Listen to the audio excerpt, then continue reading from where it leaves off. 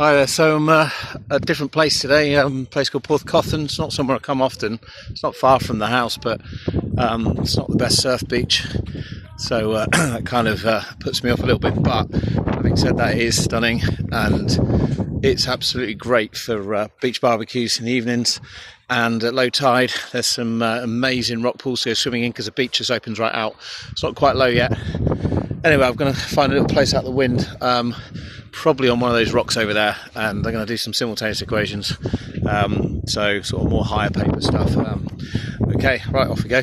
Okay, so I'm sat in a nice little sheltered spot, in the lee of the rocks and overlooking Porthcothan. I'll show you that little view in a minute. It's incredible when the tide goes out a little bit. But anyway, let's get down to business.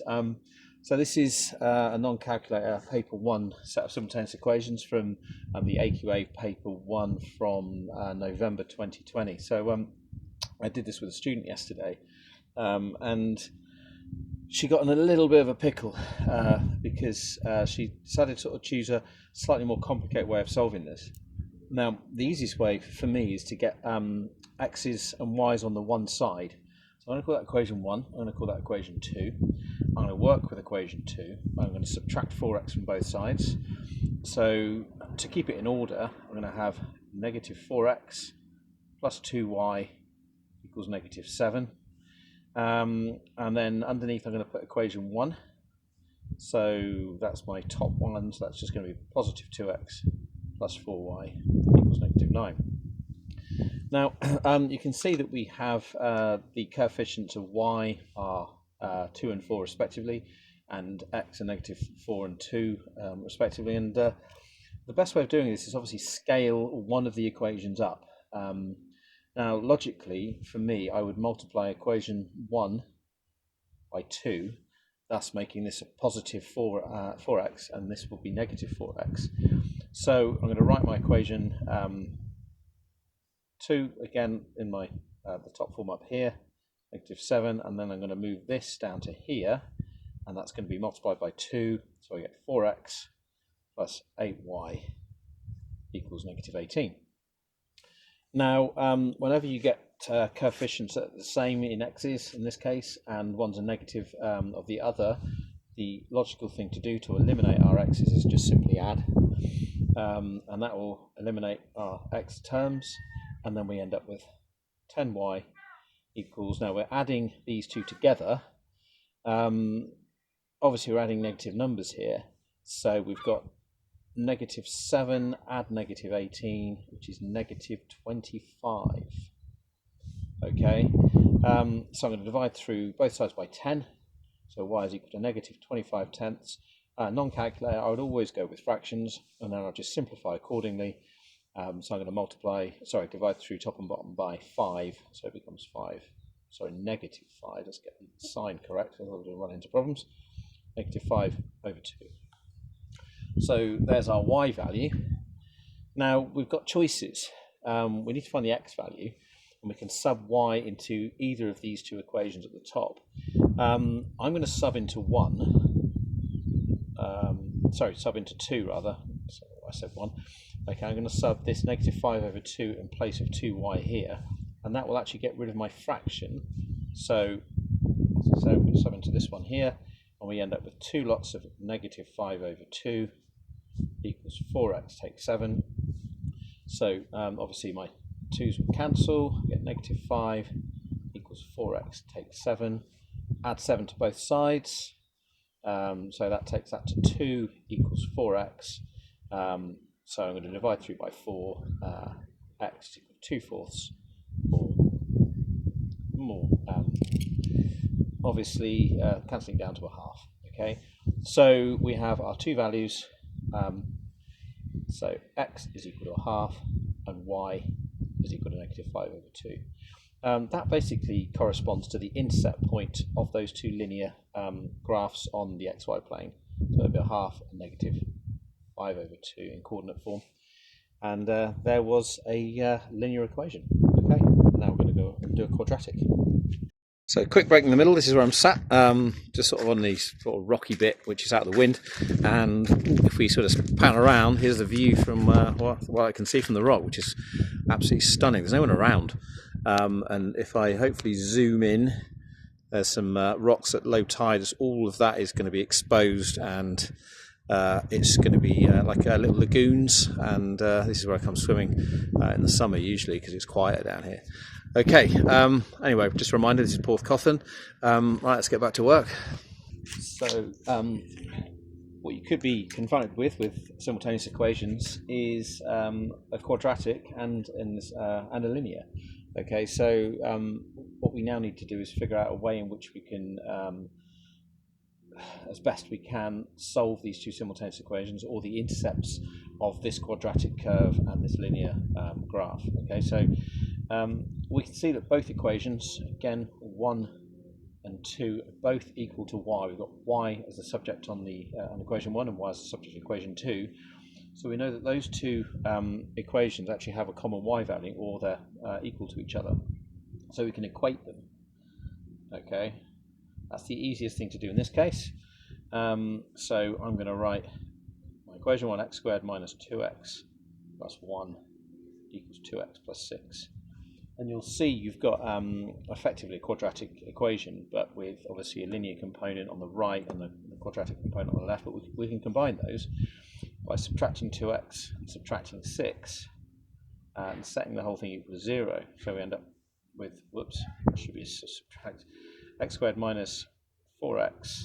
We've taken 2x from both sides, and then minus 5 equals 0. Now, being a non-calculator type question, the likelihood is you'll be able to factorise the resulting quadratic, and in this case you can. We want a product that gives us -5, so obviously we're talking about 5 and 1 here, because it's a prime number and there's only two factors, and we need to make -4 from that. So -5 and +1 will give our addition to make our -4x. So we can put this into brackets. X take 5, x add 1. Okay, set that equal to 0. So we're going to set each of these linear components, the x take 5 and the x plus 1, to 0 to make the whole product 0. So we have two solutions. We have x equals +5 and -1. Now, a common mistake at this point is for students to stop, grinning, thinking, "Yay, I've smashed that." But unfortunately, simultaneous equations with quadratics, you will get two solutions. Obviously, we have two x solutions, but we also have two corresponding y solutions. So we're going to sub those into logically equation 2, because it's just a linear equation. You'll get the same value for equation 1, but why make our lives difficult? So when x equals 5, okay, y is equal to 2 lots of 5 add 6, which is equal to 16. So I'm going to set this in coordinate form. 5 and 16 are my x and y coordinates for one point of intercept. And then obviously I can do the same over here. So we're going to say x equals -1. So we end up with 2 lots of -1 plus 6 from equation 2 again. And that's our y value. I should probably put y equals, to be consistent with this one. 2 lots of -1 add 6. So y is equal to -2 add 6, which is +4. So our other coordinate set of coordinates for the intercept points of the linear and quadratic are -1, 4. Okay. Now, if I were to just sort of sketch this, the first one's a positive quadratic, so it has a minimum point, and we have a linear positive gradient. So I'm going to flip this over, and I'm going to draw I'm not going to draw any axes in here. Effectively, we have y equals 2x add 6, and we have y equals x squared, find myself, minus 2x plus 1. Okay, and these are our 2 points we have just found the coordinates for, which are 5, 16 and -1, 4. So clearly that's -1, 4, and that one over here is 5, 16. So in terms of geometrically, this is what it would look like with our 2 points of intersect, which are our two sets of solutions for our simultaneous equations. And there we have it, done. Okay, well, I've let the tide out a little bit, and I found another little secluded spot, which is like a cove that gets accessible at low tide. And there's a little spot down here I've just found. It's occurred to me that I haven't done a linear graph intersecting a circle, so I'm going to do that now in my new little spot that reminds me of a book I used to read to the boys when they were younger called Dinosaur Cove, a little cove that was literally hidden away until low tide. So that's what I've called this place. Okay, so obviously I've got to cover all the bases that might come up potentially in terms of simultaneous equations. So I'm now going to go ahead and do simultaneous equations involving a circle, which is equation 1, and a linear, which is equation 2. So we've got a circle with center 0, 0 and radius root 13, and there are going to be two intersect points. Now the difference between this and the previous quadratic that we solved, quadratic simultaneous equation we solved, was we can no longer just equate the y's, simply because in this case we've got y squared and we've got an x squared.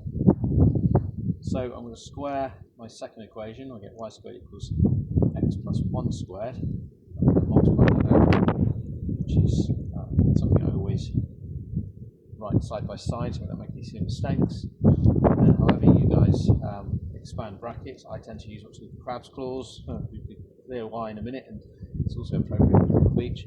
So I'm going to multiply x by x squared, x by 1 plus 1x plus 1x, and then plus 1. So there's your Crab's clause. It's not a very mathematical term, and I end up with x squared plus 2x plus 1. So we can now sew in everything in terms of x instead of y squared, in terms of x in my circle equation. So I'm going to sub into 1, and I end up with x squared up here plus y squared, which we've just established as x squared plus 2x plus 1 equals 13. Now, I hope you can still hear me. I'm going to simplify that, so I get 2x squared plus 2x plus 1 subtract 13, so I get minus 12. And conveniently, the whole quadratic divides through by 2, so I end up with x squared plus x minus 6 equals 0. So this is a quadratic equation which is going to give me my x values. So what I can do now is fortunately factorise this. So I know that it's going to be 3 and 2, and it's going to be plus 3 plus 1x, and x minus 2 equals 0. So our 2x values, just like I did a minute ago, are negative 3 and positive 2. And once again, we need to find the corresponding y values. So I can sub my x value into the linear, into equation 1. So it's going to be negative 3 plus 1, so that's negative 2. And it's going to be positive 2 plus 1, so it's going to be positive 3.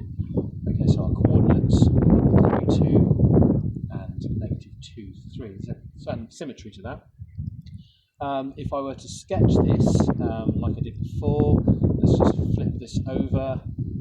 So we've got the old one still there.